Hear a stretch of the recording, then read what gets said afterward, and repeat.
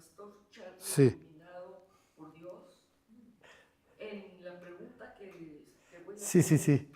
de Daniel 12.4, donde habla de guerras, rumores de Sí. guerras, habla de una coalición árabe y Rusia y sus aliados serán enemigos de Israel.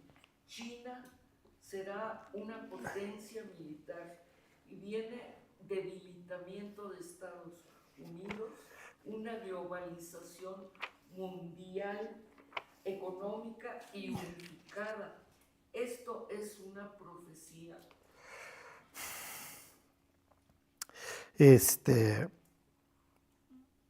A ver,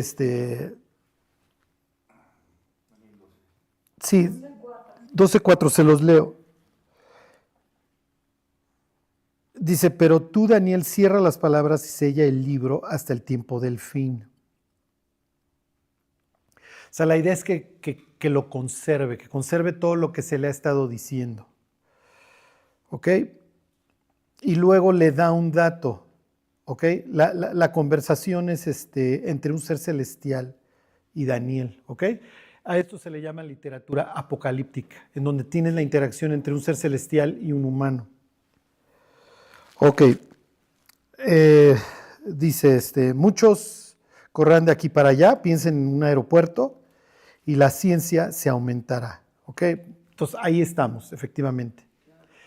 El comentario que leyó Blanca de que Rusia y China,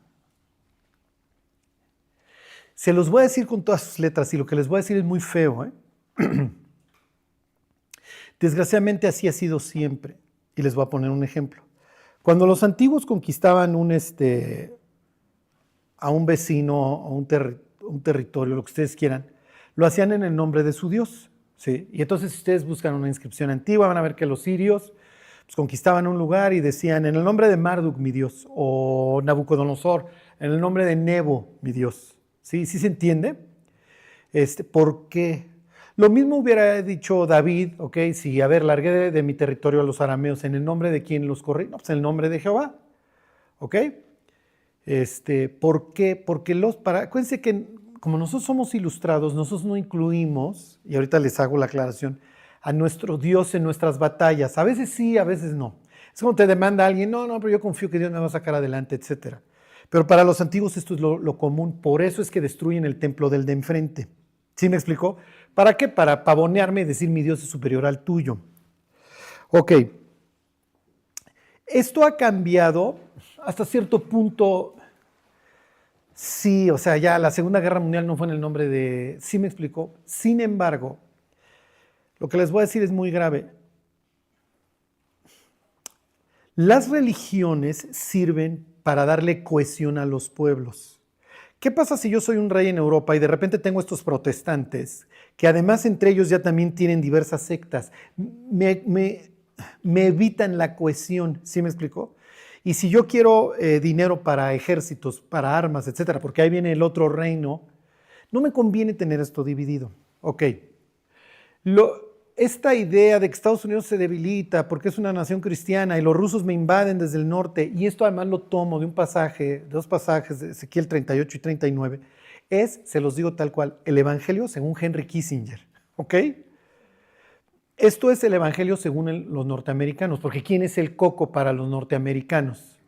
Los rusos y los chinos. Ajá. Pero si tú le preguntas al profeta Ezequiel, ¿sí?, de hace 2600 años, oye Ezequiel, cuando tú hablas de Gog y Magog y una invasión del norte, ¿tú estás pensando en Rusia?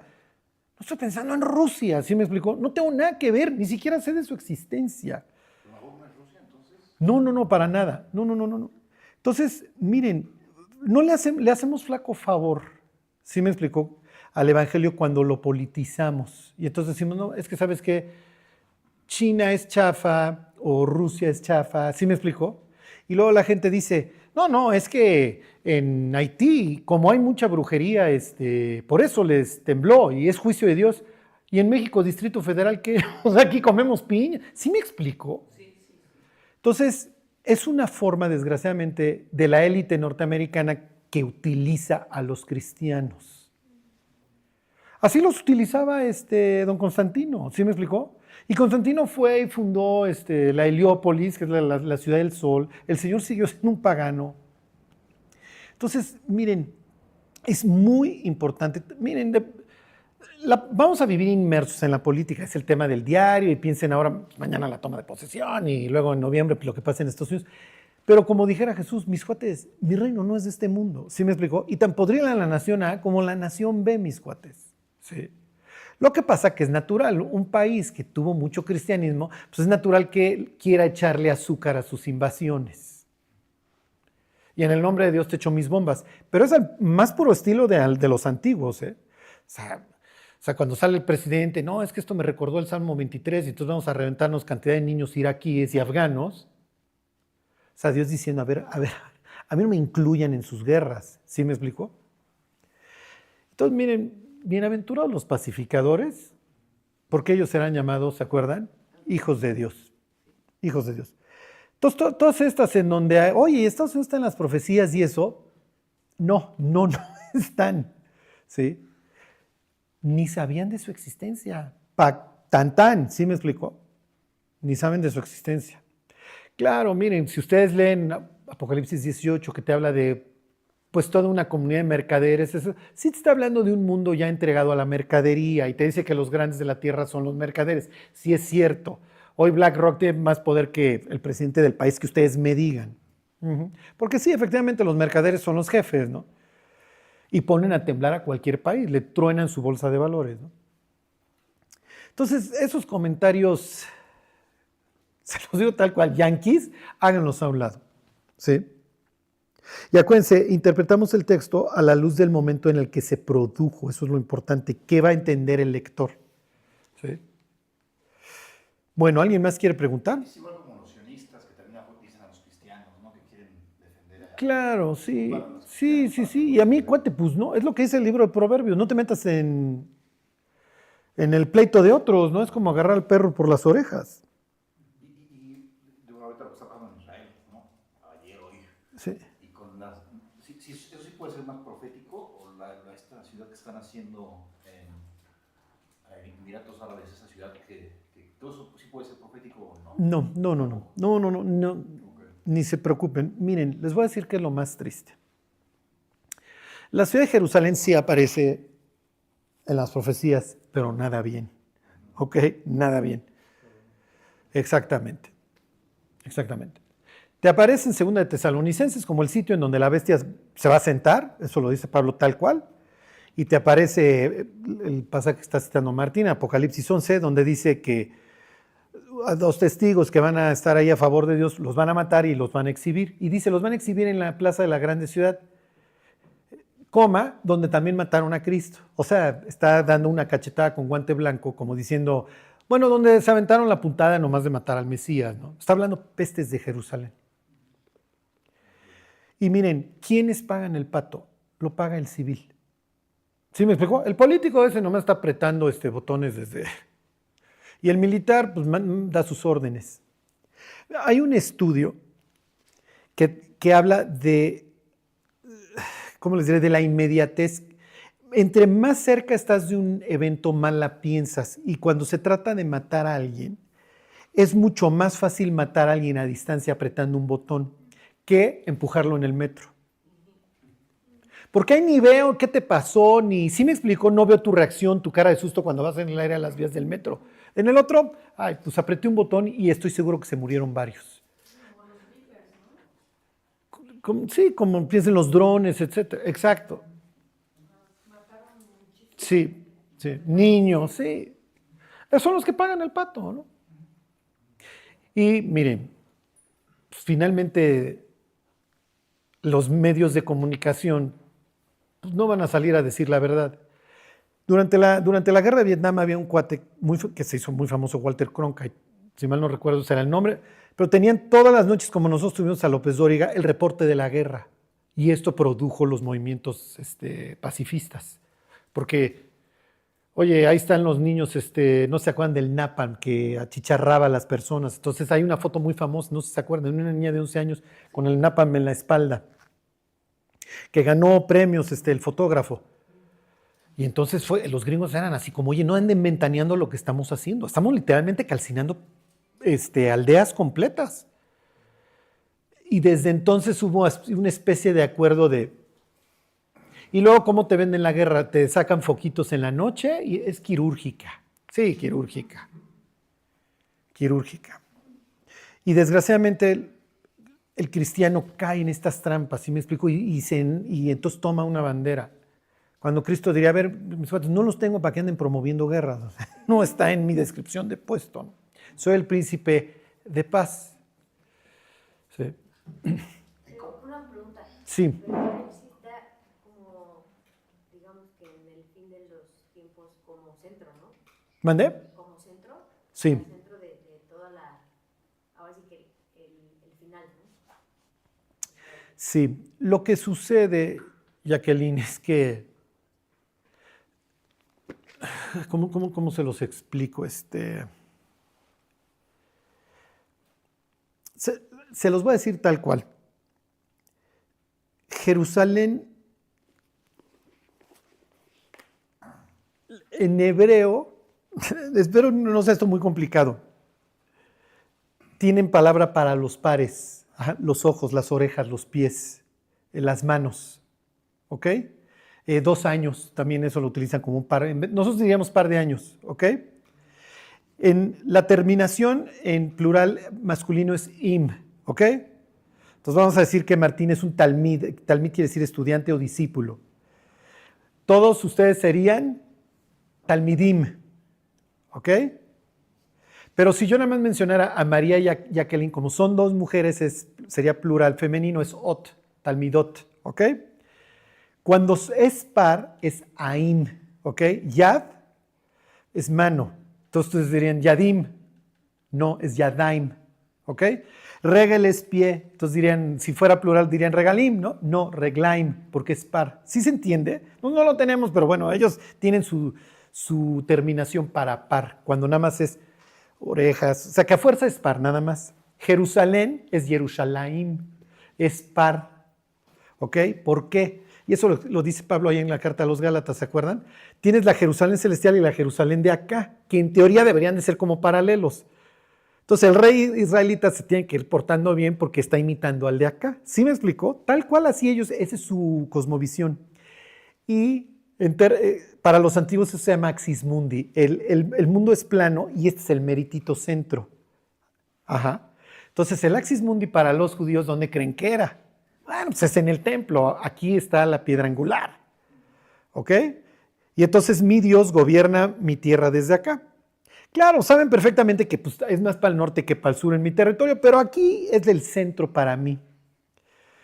Entonces, es natural que el diablo quiera ¿sí me explicó? Como para decir, cuate, mira dónde quedó tu otra mano.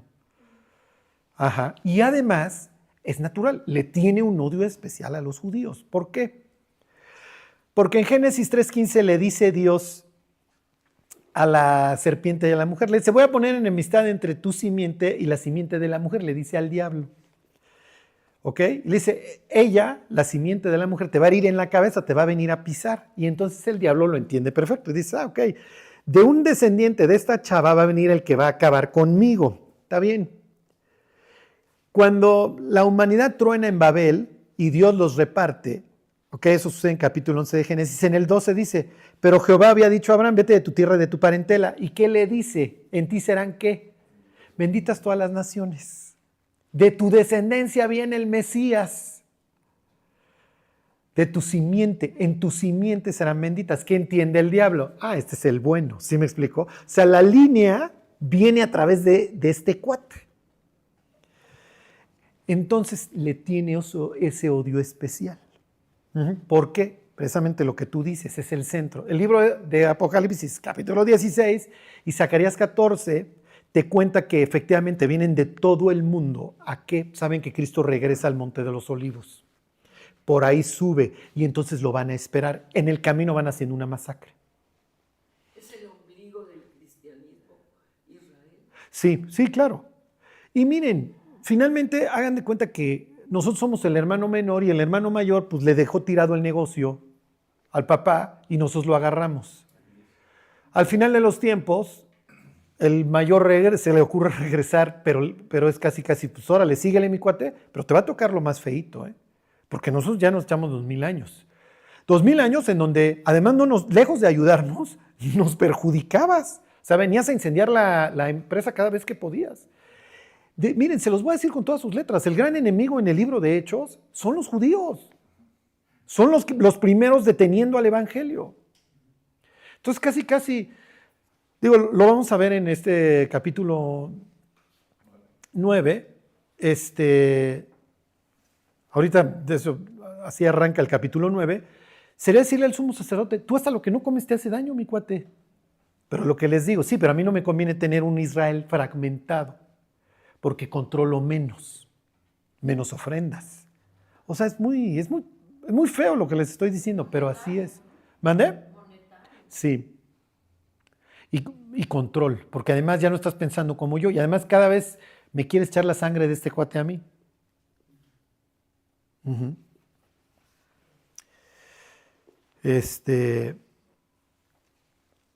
Vuelvo a lo mismo. ¿Quiénes la están pasando mal hoy en Gaza? Olvídense, los pobres palestinos lo están borrando. Pero cuando los otros devuelven los cuetazos, pues no se los echa Netanyahu, ¿sí me explicó? Ese no se los fleta, se lo fleta el pobre infeliz que iba pasando ahí. Y muere el civil, y muere la señora. ¿Y a quién muere en el bombardeo terrorista? Pues muere la señora con sus hijos en el centro comercial, que ese día se le ocurrió ir a... ¿Sí me explico? Eso es lo triste. Y por el otro lado, los constructores de armas y los banqueros, esos abren y cierran el cajón. Sí. Y si se murió, pues ni modo, muchachos. Y literalmente los ven como, pues ni modo, son colaterales con los que hay que vivir. No es posible. Esa es la calidad de la vida humana. Sí. A lo que la rebajan. Y nuestra postura debe ser neutra, ¿no? Sí. Ronnie Kaplan me dice que va a hacer una conferencia, que dijo que te invitara. Me escribe. No. Yo no opino ni para bien ni para mal, ¿no? Porque pues es... Miren, finalmente todos los que hemos conocido a Dios entendemos que si no hay un cambio de corazón, la vida no cambia. Sí. O sea, vuelvan a poner a Adán en el paraíso y vuelven a volver a tener guerra. O sea, si no le cambias el corazón a Adán, Pero hay cosas que dicen que solo, o sea, la maldad crece porque los buenos no están dispuestos a hacer nada. Entonces ahí es donde la línea es muy fina, ¿no, Gordy? es que, miren, es lo que diría Jesús, si por haberse multiplicado la maldad, el amor de muchos se enfriará. Es que hasta cierto punto la maldad va a ir en aumento. No, es indetenible, ¿sí me explicó? Sí. Por eso, ¿se acuerdan? En Apocalipsis 21 dice, y ya no había mar. Y entonces tú dices, hay días en el cielo. Bueno, no me tienes sin cuidado si hay mar o no. O sea, pero Dios diría, a ver, cuates, si hay mar o no es irrelevante. Lo que les estoy diciendo es que no hay caos. Pero arribita te acabo de decir que sí hay un lago. Entonces te doy esta idea, te hago este contraste. Uh-huh. Que habla de contención, porque la maldad la tengo que contener, porque se desparrama. ¿Sí me explico? Entonces ya no hay mar, pero sí hay un lago. Bueno, ¿ya se deprimieron? Conclusión, compartamos el evangelio. Sí. Y no tomen bandera y no tiene mucho caso. O sea, y miren, siempre vamos a estar o sea, va a haber muchas cosas que no estemos de acuerdo y, y sin embargo Dios diría, cuates, ¿qué esperaban? Viven al sur del cielo o al oriente del Edén, como le quieran llamar. O sea, no. ¿Qué es lo único que queda? Arrancar almas, ¿sí? Arrancar almas, casi, a ver, cuate, ya va a llover, súbete al barco. Porque ya está chispeando, o sea, ya está muy feo. Y miren, pienso que lo principal que tiene que ver hoy el mundo en el cristianismo es sobriedad, porque el mundo está desquiciado, ¿sí me explico? Entonces, a ver, y lo que ha impulsado tanto en Europa el Islam, es que piensen en la muchacha que ya se drogó todo lo que pudo, a sus 15 años, 20 años, ya tiene heridas por todos lados, Y le dicen, a ver, tú vas a venir aquí, chava, te vas a tapar, y a esta hora vas a hacer tus rezos. Y entonces dentro de esta nueva estructura que le dan, encuentra paz. ¿Sí me explicó? O sea, porque la otra era estar con la jeringa, en un ambiente horrible, en donde somos narcisistas, mis amigas también se pelean conmigo, nos tenemos envidia. Y si yo llego a una iglesia cristiana en donde el pastor está tirado en el piso, hablando en quién sabe qué idioma, la gente está echando de gritos, ¿sí me explico? No, cuates, o sea, para esta locura, pues me regreso al antro. Pues por lo menos, ¿sí me explicó? Ahí me echaba mis ginebritas, o sea. Pero eso es importante, ¿no? Vivir en sobriedad de todos los Sí. aspectos y que la iglesia... Sí, miren, no vamos a estar muertos en vida, pero sí tenemos que darle a las personas, a ver, te voy a dar un lugar propicio para que crezcas, madures, te fortalezcas, puedas ser útil. Eso es lo básico. Miren, si algún día a alguno de ustedes le toca ayudar a un artista, por ejemplo, a esos cuates, no te voy a ver en un sitio aparte, cuate, porque aparte si vas a la iglesia todo el mundo va a querer sacar foto contigo y entonces, o si llegas a la iglesia eres como cualquier otro, te sientes en tu silla, mi cuate, y tan. Lejos de explotarte te voy a... Sí, porque vienen hechos añicos. Ajá. Entonces, miren, acuérdense, o sea, finalmente piensen que somos doctores y le tienes que presentar un quirófano, un consultorio muy, muy decente, muy limpio al paciente. Y acuérdense, llegamos con 18 balazos, y Dios dice, a ver, yo te voy a poner que corras el maratón. Tienes que venir a tus rehabilitaciones. Pero bueno. Bueno, pues a ver, pues váyanse a Hechos 9. La semana pasada vimos la conversión de un etíope que tenía una característica. ¿Se acuerdan cuál era? Exactamente. Y esos no pueden servir en el templo. No podría porque es gentil de entrada. Lo que está resaltando Lucas es que este cuate no hay forma de que se acerque al templo. Les platicaba yo, ¿se acuerdan que tenían una bardita? Y entonces ahí llegaban y desde ahí adoraban los gentiles. Ok, se convierte el eunuco y se acuerdan que hay una expresión de Homero en la Odisea que dice que Etiopía está al fin del mundo. Y Cristo les dice, me van a ser testigos en Jerusalén, en Judea, en Samaria y ¿hasta dónde? Hasta lo último de la tierra. Y precisamente Etiopía para ellos es lo último de la tierra hacia el sur. ¿Ok? Después de eso, se va a un territorio que apesta a azufre. Felipe, bueno, no se va, se lo lleva a Dios, ¿se acuerdan? Que es la ciudad de Asdod. Que aquí, para términos helénicos, ya le pusieron Azoto, ¿se acuerdan? Entonces Dios está reclamando estos lugares que estaban espiritualmente hechos pedazos. ¿Ok? Y de ahí, les voy a leer el versículo 40, el 8:40. Pero Felipe se encontró en Azoto y pasando anunciaba el evangelio en todas las ciudades hasta que llegó a Cesarea. Si ustedes vieran un mapa, tienen el Mediterráneo, aquí tienen Azoto en el sur y va subiendo hasta Cesarea. ¿Por qué Cesarea? ¿Alguien tendría alguna idea? Ahorita que veamos a dónde va Saúl, super Saúl, les voy a volver a preguntar. Va a Damasco. ¿Por qué a Damasco? Bueno, les comento tantito. Si quieren, busquen en el canal de Gorni. Ese no es G36 satélites de Gorni, ese lo filmó Jimmy. Hay todo un estudio de Cesarea. Cesarea es un lugar increíble. Bueno, miren, Herodes Herodes el Grande hereda la posición, ¿ok? La hereda de su papá. Su papá ya era gobernador que habían impuesto los romanos, ¿ok? Herodes y al papá le tocaron épocas turbulentas, la batalla entre el que andaba, ¿cómo se llamaba? El que andaba con Cleopatra, Marco Antonio y Octavio. Y el papá de Herodes se unió con Marco Antonio pensando que Marco Antonio iba a ganar. Total, gana Octavio, la batalla se llama la batalla de Actio. Y entonces, me mandan a llamar a Herodes, a Roma, a que rinda cuentas, porque, oye, pues tú estabas con el contrario. y le dice, eran grandes políticos, y le dice, oye, yo sé que tú estabas con Marco Antonio. Y le dice el otro, yo era totalmente fiel a Marco Antonio, pero Marco Antonio ya no está. Y eso fue suficiente para que Octavio entendiera que le estaba rindiendo que la misma fidelidad que le tuve a pues ahora te la tengo a ti. Ok, si ustedes ven Egipto, pues está en el norte de África. En el Mediterráneo, en la parte del norte del Mediterráneo, tendrían el puerto de Éfeso. Tienen puertos, lo que es Corintio, ahí en la provincia de Acaya, que son muy fuertes. Y para quedar bien con el emperador, Herodes construye un puerto que es literalmente artificial. O sea, es un gran constructor. ¿Ok? Entonces pone sus pilotes, yo no sé cuánto se ha tardado, pero hace su súper, y se vuelve el rival de Alejandría. ¿Qué implica que tú tengas un puerto y que sea un puerto más grande que el de Éfeso? Si ustedes quieren que rivalices con Alejandría, ¿qué implica?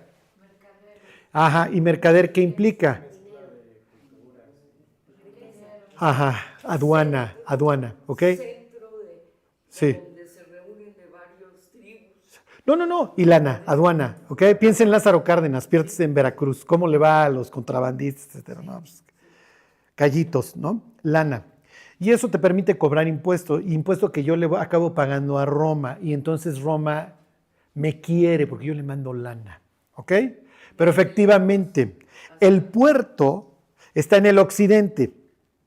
Ok, ya mandé un cuate al sur, y si yo voy por todos los 4 puntos cardinales de la Tierra, bueno, pues también voy a trabajar en occidente. Sí, nada más que sucede que en Azoto no hay puerto, lo tengo hasta Cesarea, ¿sí me explicó? ¿Qué sucede cuando tienes, a Felipe se acuerdan, le llaman el evangelista? ¿Qué sucede cuando tú tienes a Super Felipe el evangelista en el puerto de Cesarea? Que lo vas a exportar a muchísimos lugares, porque vas a tener el capitán, vas a tener el mercader, ¿sí me explico? Vas a tener el grumete, lo que ustedes quieran, convertidos, que se van a estar yendo por todo el Mediterráneo. Por eso es que lo manda para allá, ¿sí se entiende? Y allá se va a quedar. Entonces, Cesarea es un puerto. Sí, es el puerto de Cesarea, ahí en el mar Mediterráneo, en el occidente. Hoy está ahí a unos, no me acuerdo, 20 minutos de Jope, ¿okay? de Haifa. Ok, bueno, entonces ya cubrimos el occidente, ¿ok? Ya cubrimos el sur a través del eunuco. Ok, ahora sí, vamos 9:1. Saulo, que Saulo sería la helenización de qué nombre?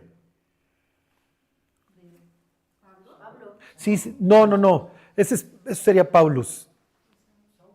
Saúl, exactamente. ¿Alguien sabe qué quiere decir Saúl? Del rey Saúl. Exactamente. ¿Alguien sabe qué quiere decir Saúl? Sálganse, por favor. Ay, no, quédense porque quedaría yo solito. Ok. Saúl, respirando aún amenazas y muerte contra los discípulos del Señor, vino al sumo sacerdote. Ahí tiene nuevamente a Super Caifás. Ok, regrésense una página para atrás, váyanse capítulo 7,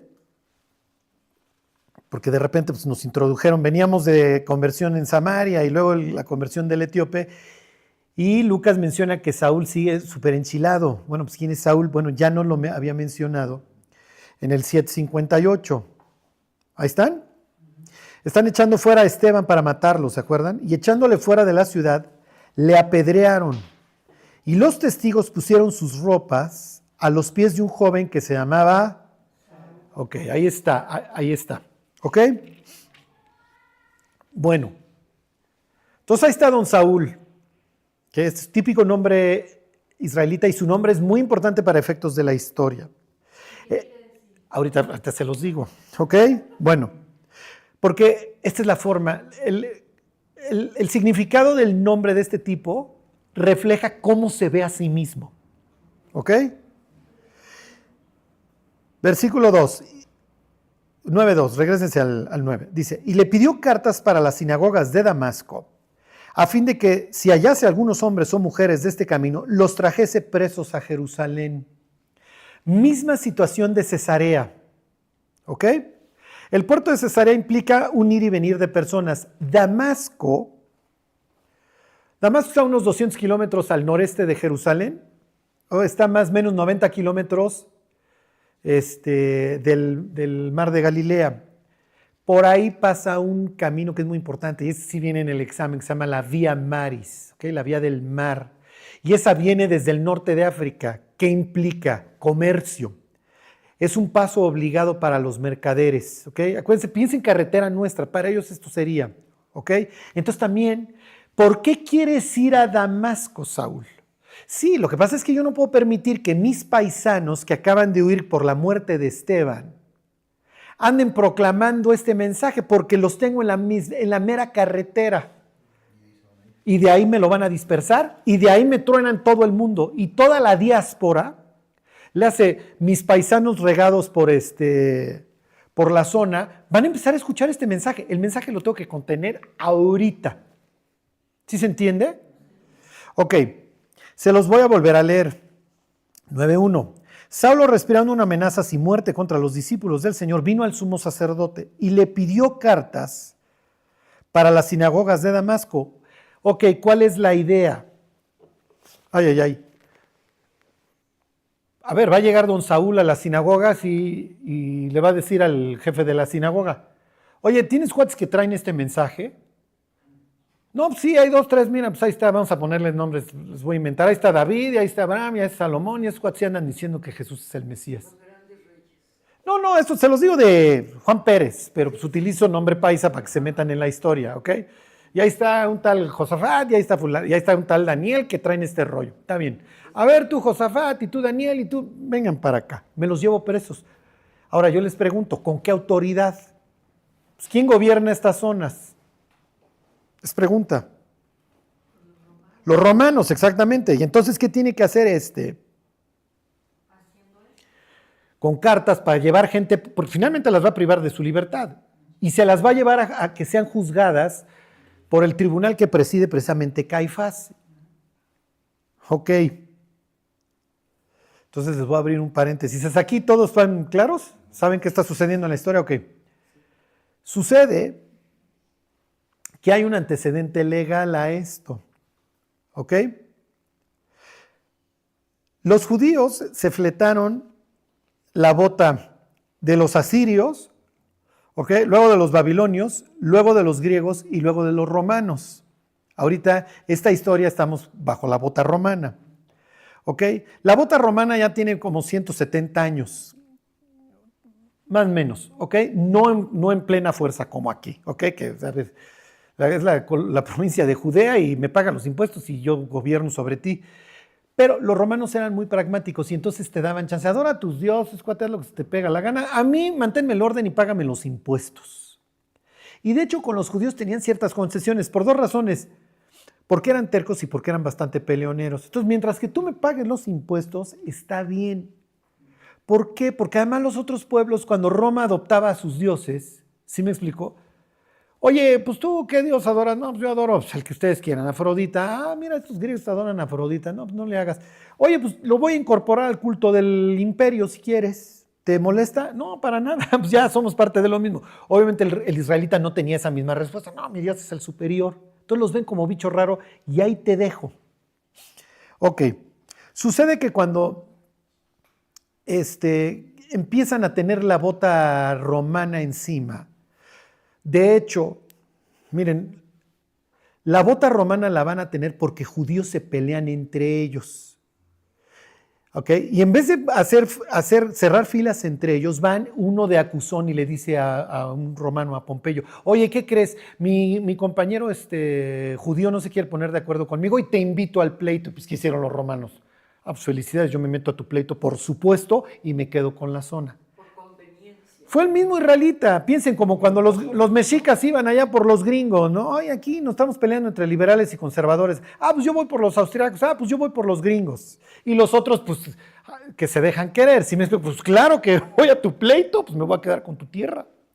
Se los voy a leer, ¿ok? Esto está en un libro que nosotros le llamaríamos apócrifo, ¿ok? Les voy a leer Macabeos. Estos libros están de hecho iba yo a agarrar así su mega Biblia, la Biblia católica, pero dije, no, está muy bonita como para desempolvarla. Además pienso que están diseñadas precisamente para que a la gente le dé pereza leerla, ¿no? Parece parece como la sección amarilla de hace años, ¿no? Qué pereza. Ok, se los voy a leer. Charlie, ¿está bien leerlo? Sí, está bien. Apócrifo quiere decir tal cual falso, ¿ok? No es lo mismo de los pseudoepigráficos. Los pseudoepigráficos son literaturas más o menos de la misma época, pero que se le atribuyen a algún autor, a algún personaje bíblico, a Yasser, a Enoch, ¿ok? A Leví, a Abraham, al propio Isaías, ¿ok? No es lo mismo. Para efectos prácticos, ¿cuál es la utilidad de estos libros? Que sepas qué está pasando en el cerebro de las personas. Si no conoces esta historia, no entiendes qué está pasando en Hechos 9, ¿y tú de dónde? Y las cartas, pues, felicidades, cuate, pero tú vives bajo la jurisdicción romana. Sí, no, pero sí nos dan chance de esto. Se los voy a leer.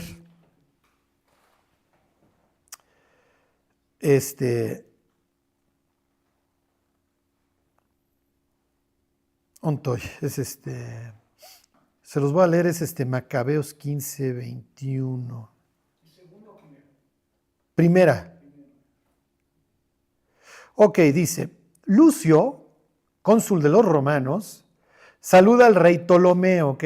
¿Se acuerdan de Ptolomeo a Nené? Esta es la bota griega que traen encima. ¿Ok? Que, les digo, precisamente los romanos se los van a acabar quedando. Dice, el sumo sacerdote Simón y el pueblo judío, nuestros amigos y aliados, porque ya le fueron a pedir ayuda a los romanos, nos han enviado una delegación para renovar nuestra antigua amistad y nuestro pacto. Entonces ahí van estos países y le dicen a los romanos, oye, ayúdame porque yo tengo broncas internas. Trajeron un escudo de oro que pesa 436 kilos. En consecuencia, hemos decidido escribir a los diversos reyes y países para pedirles que no causen ningún mal a los judíos. Ok, les hago una aclaración.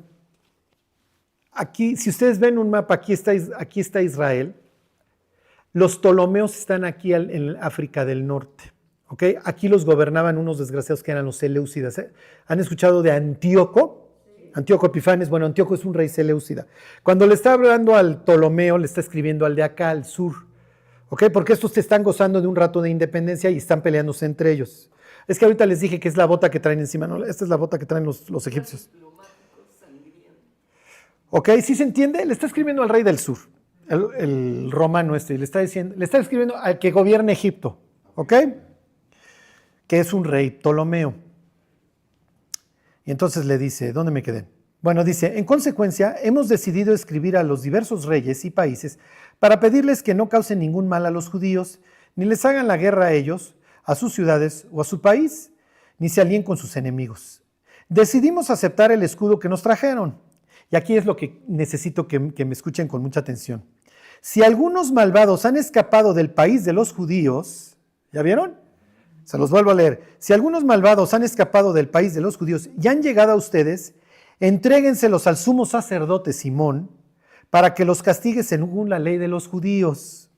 ¿Qué es lo que hizo el procónsul? Le escribe a los egipcios y le dice, oye, si se te pelan unos judíos, si te llegan, se los devuelves al sumo sacerdote. Entonces se quedó la costumbre de que cuando al sumo sacerdote se le pelaba a un delincuente israelita, le daba cartas de extradición a alguien que iba por él y entonces llegaba con el rey del otro lado, en este caso la autoridad del otro lado y le decía, oye, ¿tienes este cuate? No, sí, aquí está, dámelo, porque lo está requiriendo el sumo sacerdote. Se quedó desde esto, este es el antecedente, ¿sí se entiende? Es como la extradición ahorita de un narco. Es la extradición, tal cual. Entonces los sumos sacerdotes lo que hacían era invocar este precedente a la autoridad romana y decirle, oye, fíjate que se me peló un nacional, ya se me fue hasta allá, lo voy a mandar por él, y el romano decía, haz lo que se te pegue la gana. Lo único que no puedes hacer es matarlo, y sí los mataban, de hecho, y se hacían de la vista gorda. ¿Ok? Es que los romanos eran los conquistadores con poderío. Sí, exactamente. Bueno, entonces ya vieron las cartas del sumo sacerdote. Entonces va Saúl y le dice a Caifás, oye Caifás, yo estoy harto de estos desgraciados. ¿Te acuerdas que nos reventamos hace un tiempo a Esteban? Pues estos ya están diseminando sus doctrinas, voy a ir por ellos a Damasco. Me das cartas de extradición, obviamente invocando este precedente, y Caifás ni tardo ni perezoso, La idea que te da es que la carta de extradición está abierta a los que te encuentres que anden invocando este nombre. Bueno, pues ahí va este cuate con sus cartas de extradición. ¿Ya? ¿Ya lo entendieron? Ok. Bueno, se los leo el 2. Y le pidió cartas para las sinagogas de Damasco, a fin de que si hallase algunos hombres o mujeres de este camino, los trajese presos a Jerusalén. Mas yendo por el camino, aconteció que al llegar cerca de Damasco, repentinamente le rodeó un resplandor de luz del cielo, y cayendo en tierra, oyó una voz que le decía: Saulo, Saulo, ¿por qué me persigues? Les voy a hacer una pregunta. Es difícil, ¿eh? ¿En qué idioma le habla Cristo en esta historia? Arameo. Hebreo, ¿por qué? Para recordarle. ¿Eh? Por la Torá, porque se escribió la Torá en hebreo. Bueno, sí está escrito en hebreo, pero ¿por qué? No es una pregunta así muy elevada. Estoy viendo si han leído el libro. Pablo va a narrar esta historia más adelante y dice que me habló en lengua hebrea. Porque era la lengua. No. Lo único que quiero comprobar es que no están poniendo atención, porque Pablo cuenta esta historia más adelante cuando cuenta su testimonio. Y dice, y oyendo en lengua hebrea me dijo, ¿por qué es importante que le habló en lengua hebrea? Porque le está diciendo Saúl, Saúl. Ok, váyanse a 1 Samuel capítulo 24. Esta historia está, miren, la palabra en inglés sería el backdrop o el background. ¿Cómo diríamos en español? No ser pochos. El contexto, el fondo de esta historia es este que vamos a leer. Sí. Ok, 2 veces va a suceder esta historia, ok, y 2 veces va a suceder exactamente lo mismo. Les voy a dar todo el contexto, ok, para que la siguiente vez que ustedes lean el 9, el 22 y el 26, lo disfruten y digan, yo entiendo lo que está pasando. Ok, sucede que Dios llama a Abraham, ok, y le dice, a ver, mi cuate, la humanidad se me extravió, ¿ok? Querían hacer su pirámide para llegar hasta el cielo y les confundí las lenguas. Pero tú, Abraham, eres mi amigo y yo veo en ti un gran corazón, etcétera, etcétera. A través de ti yo voy a traer a las naciones. Abraham tiene un hijo que se llama Isaac. Isaac tiene un hijo que se llama Jacob y Jacob tiene 12 hijos, ¿se acuerdan? Y tiene un consentido que ama y que es el hijo de su vidaza que se llama José. ¿Se acuerdan? Los que vieron la serie de Jacob, todo su mala paternidad, los celos, el favoritismo. El caso es que se acuerdan que José va a acabar en un exilio que le impone los hermanos en Egipto. Y cuando él quiere probar a los hermanos, les dice, oigan, miren, voy a dejar preso a este tipo, a Benjamín, a uno de sus hermanos, porque pues mi copa para adivinar estaba en su costal. Y dentro de la historia ha insertado un pasaje que aparentemente parece ridículo, pero tiene todo el sentido para lo que sigue hasta el Apocalipsis, en donde uno de los hermanos, que es un lidercillo que se llama Judá, esto viene más adelante en Hechos 9, ¿ok? Que se llama Judá, el cuate tiene hijos con su nuera, o sea, para que les den una idea, ¿qué familia, ok? O sea, son un poquito atrabancados, ¿ok? Por decirlo menos.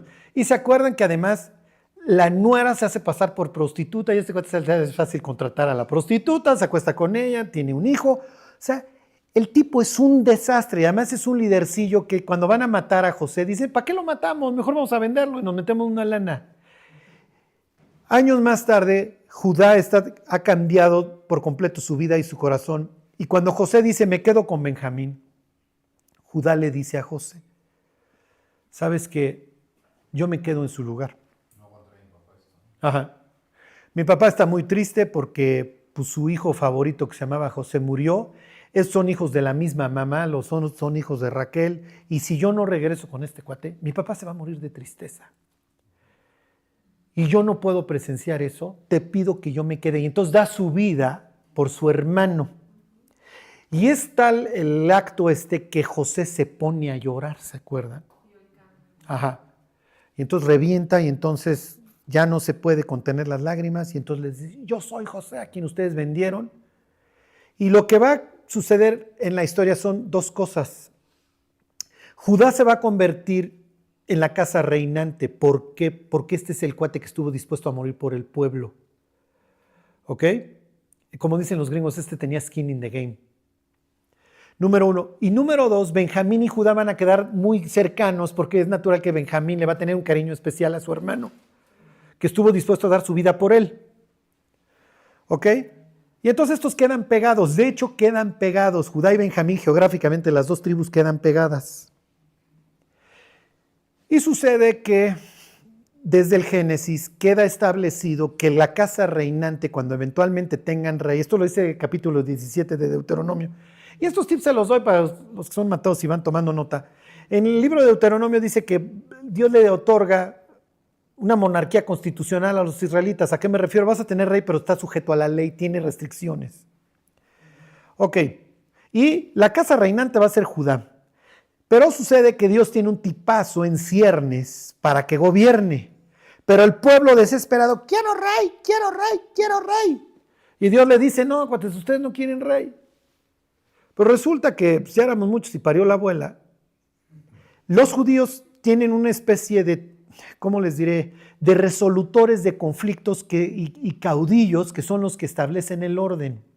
Además de sus tribunales familiares, porque realmente es, si vieron El Padrino, así es la justicia. El padrino es el que administra justicia al clan. Hay veces que hay conflictos entre clanes, entonces necesitas un superior y entonces ahí te entran estos caudillos. El caudillo del momento se llama Samuel y Samuel le va a heredar el puesto a sus hijos, pero sus hijos son un desastre. Entonces se junta el hambre con las ganas de comer porque los israelitas quieren un rey como el resto de las naciones y los hijos de Samuel son un desastre. Sí, pero yo tengo en el horno a un tipazo que es de la casa reinante. Ok, está bien, pero sucede que había habido una revolución interna entre los judíos y por poco desaparece en el conflicto de la casa de Benjamín. Entonces Dios hace operación curita y al primer rey que llama, esto lleva jiribilla, se llama Saúl y Saúl quiere decir el requerido, el pedido. Para que me entiendan, Saúl cuando llegaba a un lugar decía, ya llegó por quien lloraban, y si era cierto, ¿ok? La gente quería un rey. Pero el rey no es benjamita, el rey tiene que ser de la tribu de Judá. ¿Por qué? Porque tenemos un ancestro que se rifó y dejó buena escuela, ¿ok? Bueno, pero como el pueblo ya pues comieron ansias, bueno, mientras hago operación curita, y esta tribu que por poco desaparece, pues vamos a darle un lugar y vamos a llamar a un tipo de Benjamín, que venga un benjamita a gobernarnos.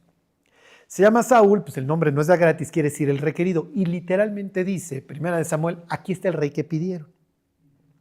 El rey es el más alto y es bien parecido. Entonces Dios en todos sentidos les está llenando el ojo para que me entiendan. Pero resulta que este tipo es un desastre por una simple y sencilla razón. Hebreos 11 dice, sin fe es que imposible agradar a Dios. Y Saúl no tiene fe. Él no cree en el llamamiento de Dios, ¿sí?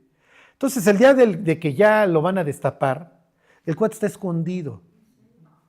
Y entonces lo sacan. Piensen cuando Goliat reta al pueblo, mándenme a su mejor paladín. ¿A quién volteaba a ver el pueblo? Pues obviamente a Saúl, porque es el más alto del pueblo. Pues rífate, cuate. Sí, no, yo me diré 2 metros, pero ese tipo mide 3. Pues eres el más alto, mi cuate, y eres el rey. Y lo contrastas con David. Para estos momentos, cuando David lucha contra Goliat, ya lo ungieron rey y David sí se la cree. A ver, si Dios me ungió rey por rey Israel, este tipo no me puede matar. Además, este es hijo de ángeles, ¿se acuerdan? Es descendiente de la serpiente, donde hiere David a Goliat. En la cabeza, porque ¿qué decía Génesis 3:15? Lo vas a herir ¿en dónde? El ungido de Jehová hiere en la cabeza. Ok. El caso es que David está todavía muy joven para asumir el reino, pero ya puse a Saúl.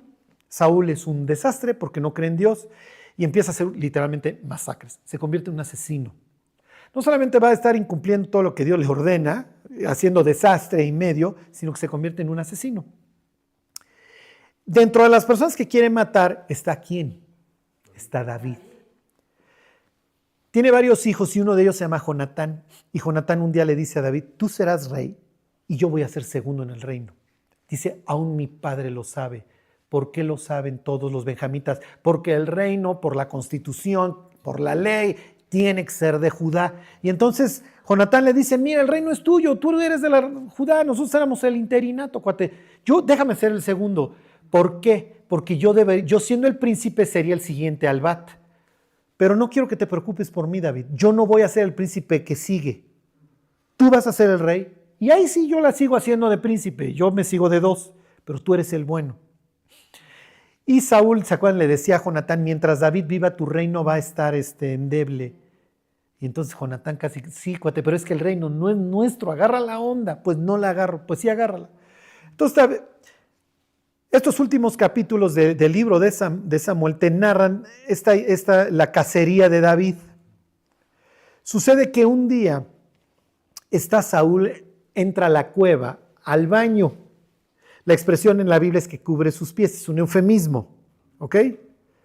Entonces está haciendo popochas para que me entiendan. Y entonces le dicen a David, este es el día que Jehová entregó a tu enemigo en tus manos. Y entonces cuando David lo va a matar, piensa, a ver, este es el que puso Dios. Ajá. Y David está realmente salvaguardando su propia vida porque el día de mañana se lo echan a él. Y entonces él dice, no, yo no voy a matar al rey Saúl. Y entonces le corta una parte del manto. Los judíos tenían por ley que tener un manto. Y ese manto tenía que tener flequitos. ¿Se acuerdan? Sí. Ok. Si han visto algún judío ortodoxo, salen los flequitos. ¿Ok? ¿Cuál era la idea? Que literalmente dice, no me acuerdo si es Números o Deuteronomio, que viendo los flecos te acuerdes de los mandamientos de Dios y no te prostituyas tras tus ojos. Se llaman mandamientos testigos. Porque traes el fleco o escribe en el marco de la puerta mis mandamientos. ¿Se acuerdan? O ponte una cajita acá y entonces recordatorios. Imagínense que tuvieran cajita bíblica frente a la tele o acá. No puedo ver eso. Pues aquí tengo mi... ¿Sí me explicó? O que le pusieran sus flequitos al teléfono. Ok. El manto es muy importante, sumamente, porque es parte de mi identidad israelita. La palabra en hebreo extremo y ala es la misma, es kanaf. Entonces, si yo hago esto con mi manto, a ver, tú eres mi discípulo, ¿qué estoy haciendo? ¿Te estoy poniendo debajo de qué? De mis alas. Piensen en Cristo un atardecer. Jerusalén, Jerusalén, con sus brazos, está el manto como alas en la sombra y los flecos. Piensa en el que se cobija debajo de las alas del Altísimo, vivirá bajo la sombra del Omnipotente. ¿Cuántas veces quise juntar a tus hijos como la gallina que junta los polluelos? Ha de haber sido una escena imponente, porque ellos lo entienden. El Mesías está extendiendo las alas y me está diciendo que me quiso guardar, pero yo nunca quise. Ok, entonces lo que quiero que vean es que el manto, en inglés la expresión es big deal. Es poderío. Pues no es poder, pero me recuerda a mi investidura también como rey, y entonces llega y lo corta. Y entonces sale Saúl de la cueva y le dice a David, Saúl, ¿le suena? ¿Le suena la historia? Saúl, y entonces voltea a Saúl, y entonces te le enseña la parte, y entonces obviamente es esto. Y le dice, Dios te entregó en mis manos, yo te pude haber matado, pero yo no voy a alzar mi mano contra el ungido de Jehová. Y entonces Saúl se queda así como, David, hijo mío, discúlpame. Obviamente es un perdón de dientes para afuera porque a los 5 minutos lo vuelve la cacería. Lo deja en paz y se va. Sucede que otro día, y lo que quiero que vean es la cotidianidad de las cosas que está haciendo Saúl cuando le perdona la vida a David. Un día está haciendo popó y el otro día está dormido. Tiene al lado la vasija y la lanza mientras duerme y se la roban. Y entonces David le grita a Saúl, Saúl, ¿dónde está tu lanza y tu vasija? Y este voltea y le dice al general del ejército de Saúl, Abner, ven por ellas, te las doy. Ok, es la segunda vez que Dios lo entrega. ¿Qué está garantizando David? David va a poder ir al baño tranquilamente y va a poder dormir tranquilamente, porque él ya le puso un ejemplo al pueblo, a su gente. Miren, cuates, yo soy un tipo fiel. Piensen en David y Betsabé. La conmoción de saber que este es el que le perdonó la vida a Saúl, que nunca Siempre valoró la vida hasta de sus enemigos y ahora acaba de matar a uno de sus mejores para quitarle la mujer. Bueno, ya ahí están en 24. Primera de Samuel 24.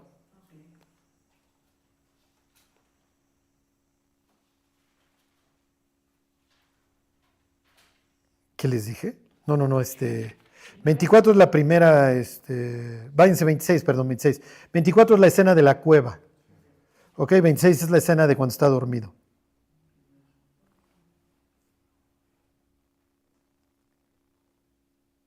Samuel era el profeta, ¿verdad? Sí. Ontoy. Aquí está, perdón, 26, 18. ¿Ahí están? Miren, se los leo desde el 17. Y conociendo Saúl la voz de David, dijo, ¿no es esta tu voz, hijo mío, David? Y David respondió, mi voz es, Rey, Señor mío. Y dijo, ¿por qué persigue así mi Señor a su siervo? Ok, Saúl es de la tribu de Benjamín. Saúlo, el que estamos capítulo 9 del libro de Hechos, ¿de qué tribu creen que es? Es de Benjamín. Se llama igual. ¿Ok? Jesús es de la tribu de la tribu reinante. ¿Qué le pregunta a Jesús? Le está citando este pasaje. ¿Por qué me persigues? Es lo mismo. Aquí tienen la versión antigua entre Saúl y David. Aquí tienen en Hechos 9 la versión moderna entre Saúl y David. Y entonces el hijo de David le pregunta a Saúl, Saúl, Saúl. O sea, le está recordando, a ver, piensa en tu nombre, cuate. ¿Por qué te pusieron el nombre? Bueno, pues, y eres benjamita, ¿no? ¿Por qué me persigues? Vamos a suponer, y esto es mera suposición, vamos a suponer que esa mañana, acuérdense que estos tipos viven la Biblia, se la saben de memoria, y vamos a suponer que esa mañana, el tiempo devocional de este tipo, en su camino a Damasco, o antes, en la madrugada, agarró Primera de Samuel 26. Saúl, Saúl, ¿por qué me persigues? ¿Por qué persigue mi Señor a una pulga muerta? Entonces ya le estoy citando todo lo que le dice David a continuación. Y de repente, va caminando este cuate ahí histérico y de repente escucha una voz, Saúl, ¿por qué me persigues? Oye, yo conozco esta historia y resulta que soy protagonista, nada más que estoy en el lado chafa de la historia, porque en este cuento yo soy el rey malo que me dedico a perseguir a una persona. ¿Por qué persigue Saúl a David? Por odio, por envidia. ¿Por qué persigue Saúl a estas personas? Oye, ¿a ti qué te importa si estos dicen que este cuate era el Mesías? No, es que estos no pueden estar creyendo eso. Y cuando va por el camino se le atraviesa el hijo de David y le pregunta, Saúl, ¿por qué me persigues? Yo conozco esta historia. Sí, hay otro tipo que se llama Saúl, al que también otro cuate que sin deberla, ¿por qué me persigues, cuate? Yo no te he hecho nada. Al contrario, te salvé la cara con Goliat. ¿Por qué me persigues? Y entonces, mis queridos, todos los que nos hemos convertido tuvimos un encuentro. No vimos una luz, no escuchamos una voz del cielo, ¿sí me explicó? Pero todos tuvimos este momento en donde, sí es cierto, ¿para qué vivo? ¿Sí me explicó? ¿Cuál es el fin de la vida? ¿Tiene caso vivir peleado con Dios? Y si Dios está dispuesto a perdonarme, ¿estoy yo dispuesto a arrepentirme? Si efectivamente Dios me ama, ¿estoy yo dispuesto a aceptar su amor? Bueno, regreses a la historia y ya les voy a concluir. Me quedan 5 minutos.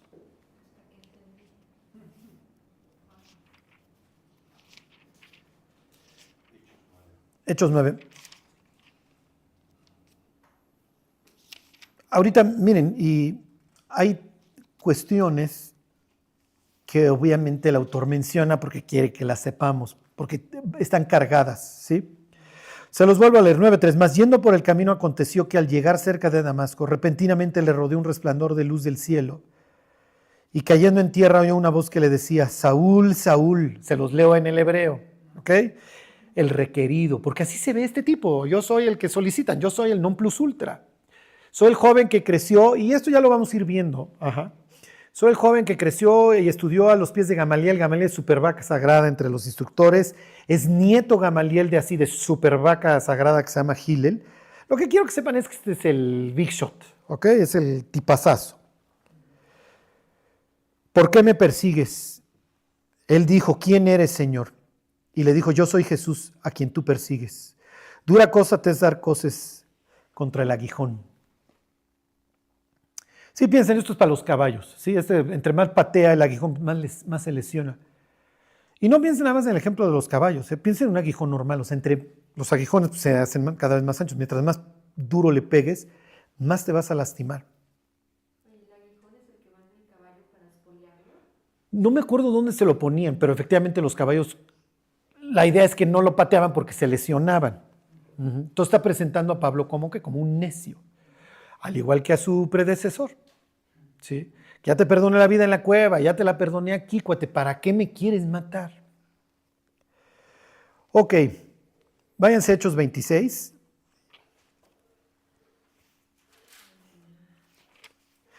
Y les voy a hablar de algo más existencial. Pablo va a contar esta historia, ¿ok? Hoy les voy a hacer una pregunta muy importante y con ella vamos a sufrir toda la vida. No quiero decir sufrir. Ajá. Porque de lo que ustedes respondan a esa pregunta va a depender el resto de sus vidas. ¿Sí? ¿Se acuerdan de la anécdota? Se las cuento a Jacqueline y a su familia. Los judíos aprenden mucho por preguntas, esa era la idea. Piensen cómo buscó Dios a Adán, piensen cómo buscó a este Pablo, ¿no? Que le puede haber dicho, a ver, cuate, detente. No, ¿por qué me persigues? ¿Cuál es la idea? Que hagas pensar al otro, ¿no? Y preguntó Dios al hombre, ¿dónde estás tú? O sea, entiendo, Dios, que sabes que geográficamente dónde ando, pero entiendo que tu pregunta va más allá. O sea, ¿qué hice? ¿Hasta dónde estuve dispuesto a llegar?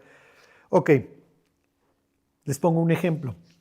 Un día entra una señora, una extranjera, a una galería en Israel y le pregunta al dueño de la galería, ¿cuál es su favorito? Y le dice el dueño de la galería, ¿eres casada? Y entonces, pues esta chava pensando, pues, ¿qué tiene que ver? Sí. ¿Tienes hijos? Sí. ¿Cuál es tu favorito?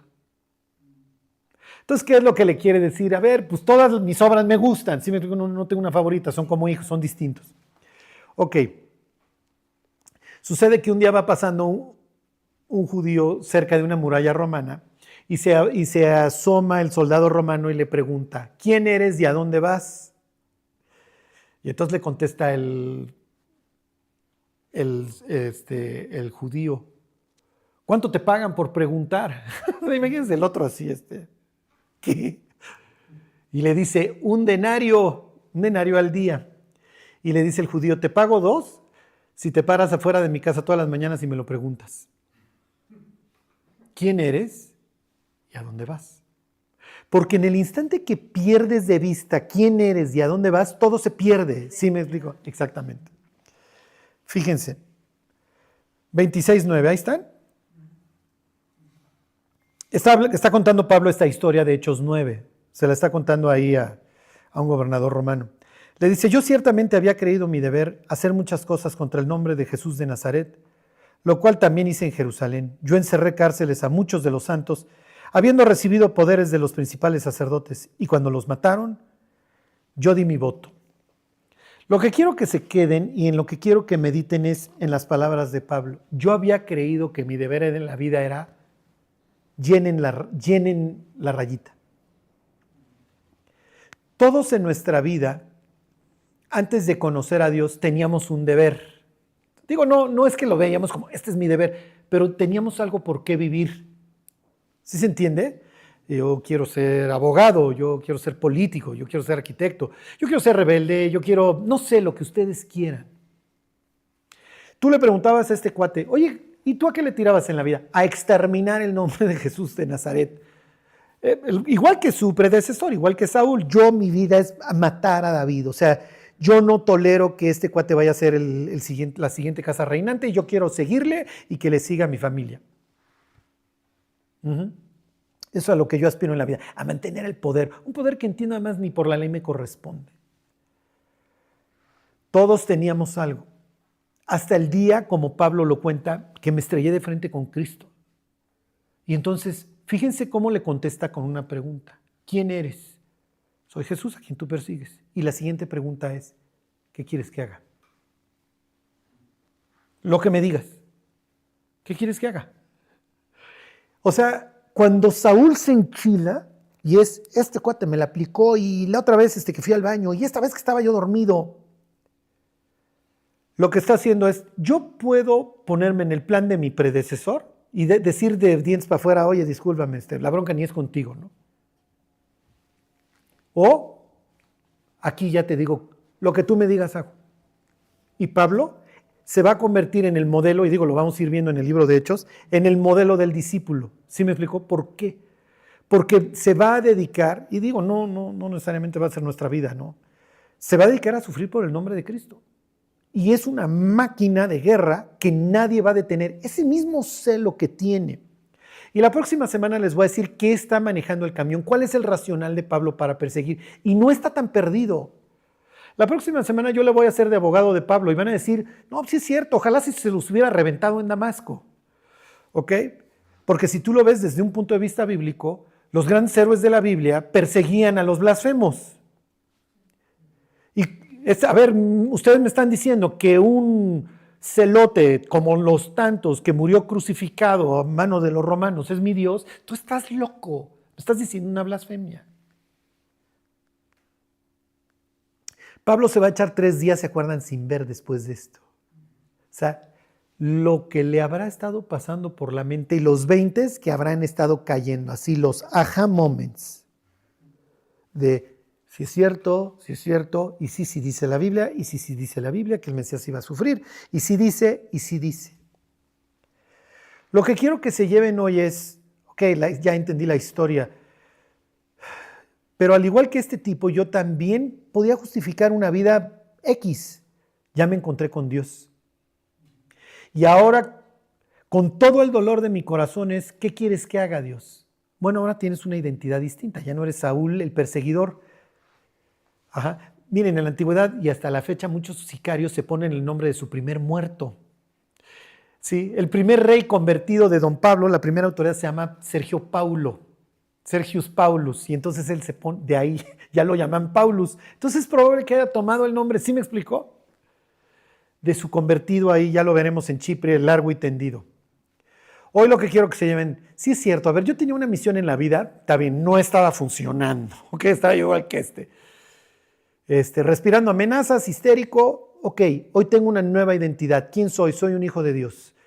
Entonces mi primera responsabilidad es, no puedo olvidar jamás quién soy y a dónde voy. Y Dios a cada uno de nosotros nos va poniendo bien claro qué espera de cada uno de nosotros y te lo va confirmando a lo largo de tu vida. Ajá.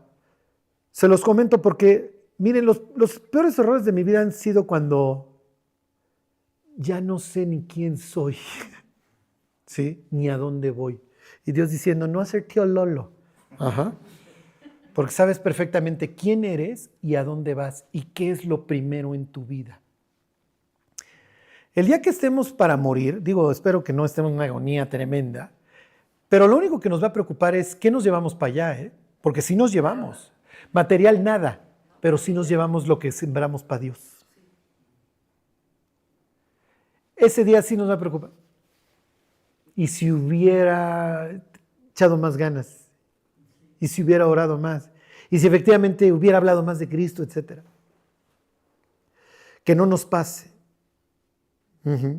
Que nunca jamás olvidemos, si es necesario contratar a un poli, oye, vente aquí en las mañanas y me preguntas quién soy y a dónde voy, para que no se me olvide. Nos pelearíamos menos en el periférico, ¿están de acuerdo? No, me acaba de preguntar el poli que quién soy, pues soy hijo de Dios, ni modo que le diga de groserías a este tipo, ¿no? Bueno, pues todos teníamos nuestro deber. Hoy somos hijos de Dios. Y lo veremos la próxima semana porque Saúl va a perseguir a los santos. Así le va a decir a Ananías. Yo sé que este cuate persigue a los santos. Y santo literalmente quiere decir dedicado, separado. Bueno, pues vamos a orar y nos vamos. Dios, te damos gracias por esta noche. Gracias, Dios, por recordarnos que tú fuiste el que movió las cosas para buscarnos, Dios. Así, Dios, como fuiste a interceptar a este hombre, así también te cruzaste en nuestra vida. Te damos las gracias por ello, Dios, y hoy nosotros somos los sucesores de aquellos grandes hombres que tú usaste, Señor. Te pedimos, Dios, que no permitas que olvidemos jamás quiénes somos y a dónde vamos, Dios. Y que entendamos que la nueva vida que tú nos has dado tiene un propósito. Te pedimos, Dios, que lo alcancemos. Te lo pedimos por Jesús. Amén. Bueno, vayámonos.